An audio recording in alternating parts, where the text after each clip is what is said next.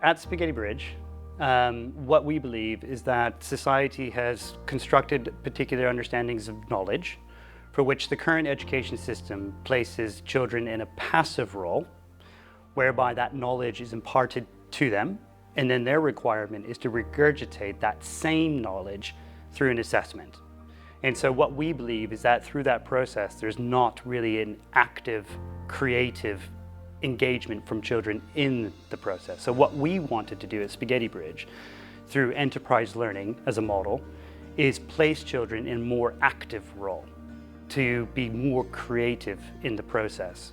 And what that basically means is we're taking those knowledge paradigms that society has created, and we're giving them the necessary skill to apply that knowledge, to understand that knowledge, to create new knowledge.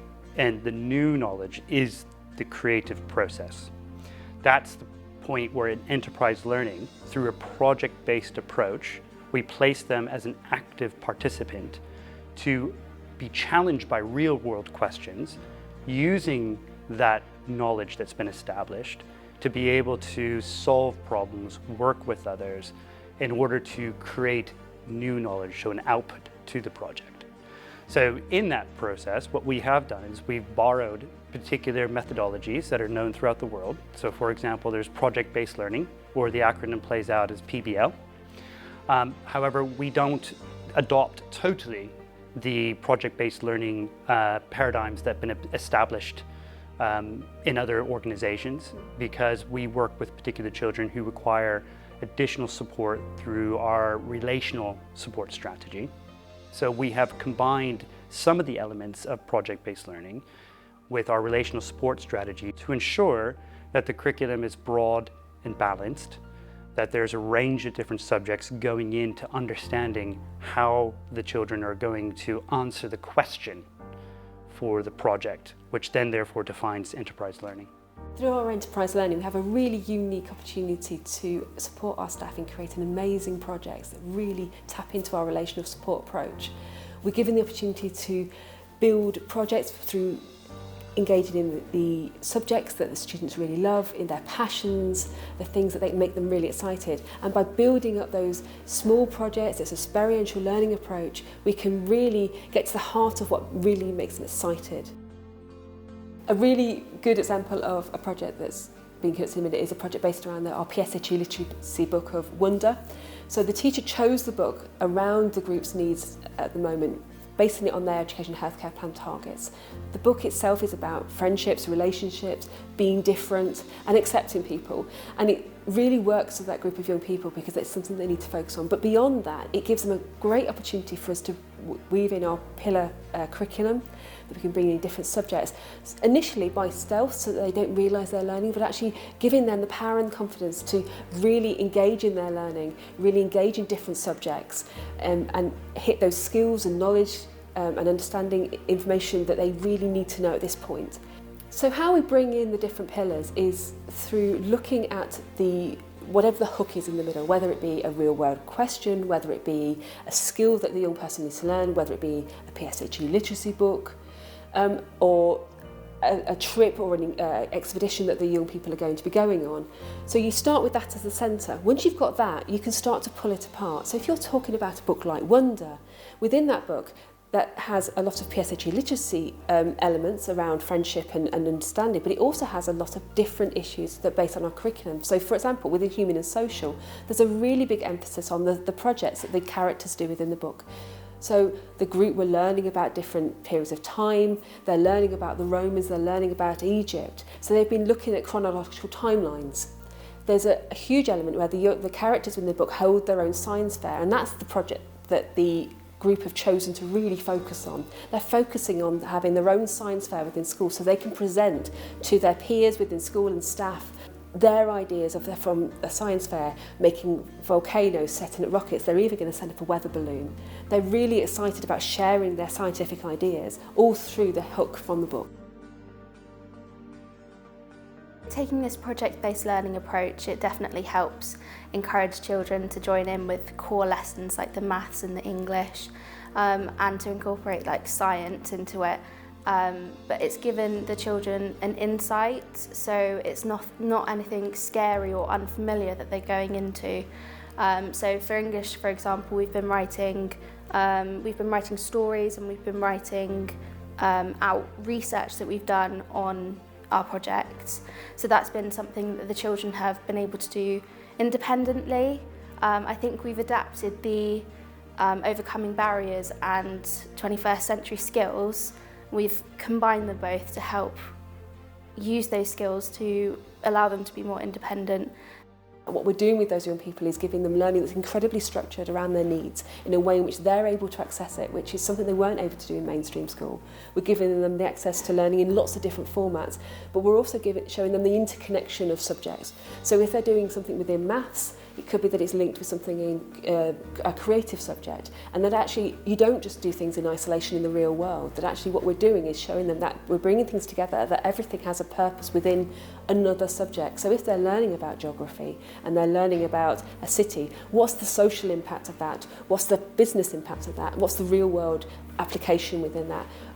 Hopefully when they go forward and they are able to take GCSEs or functional skills or other academic courses or vocational courses, they can see something in a more holistic approach, and allows them to be actually accessing those qualifications in a far more robust way than they would have done normally.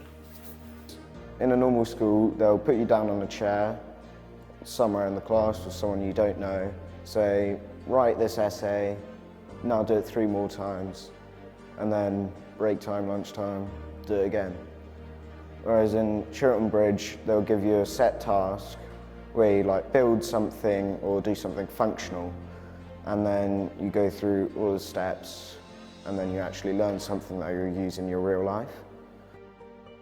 So the key elements to project-based learning is really knowing your students, but not just your students. We work a lot around understanding each other's students as well. So if there was a time when we can draw students together and base rooms together, link on a community project, a base room, or an individual project, then we can. And I think the kind of the easy part is knowing what they love and do. The hardest part is then thinking, well, how does their education fit within something they're interested in? So we work hard on understanding what skills they could get from doing a project in a project-based learning situation, what knowledge they can gain from it, and how we could sequence that in a way that they could work through it systematically, reflect on it, review it, maybe take it into a different angle, because sometimes you think you're going to do this, but your end product is something completely different to what you originally had in mind. It's also important to get experts involved, so try and do your best to find a place that they can go and visit and speak to people that are doing it now.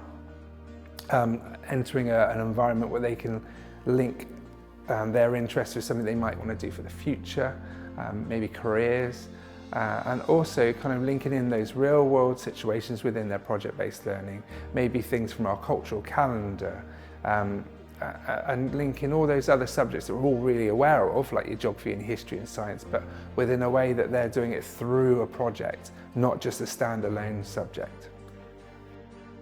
We've invited in a number of industry professionals, and these are people who are experts within their particular field.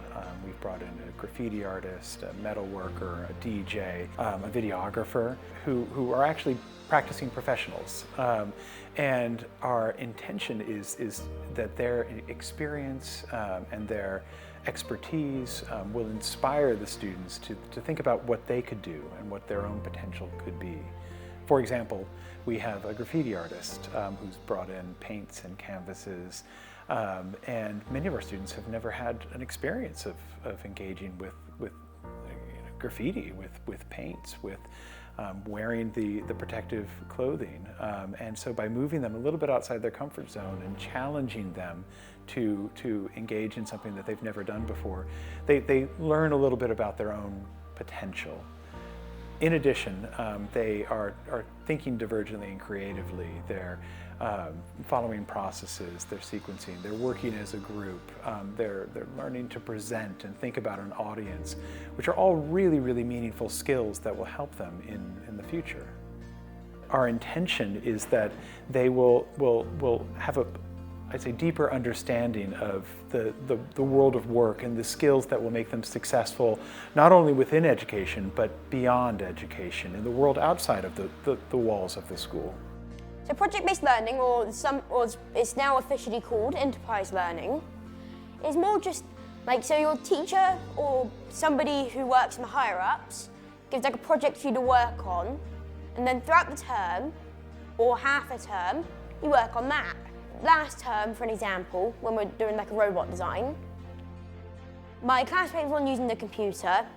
I was using both the computer and the physically drawing as well. Like physically drawing and writing out, so I do both. In that project, we also figured out how to make, we're also going to make like backup generator for the school, because like the charging base, which is going to be made of like solar panels and whatnot, was going to like be like, because it would charge itself during the day. So that means no matter through night or day, it will have energy. Well, project-based learning is like a better approach towards learning, just like, here you go, do this, otherwise you're in serious trouble.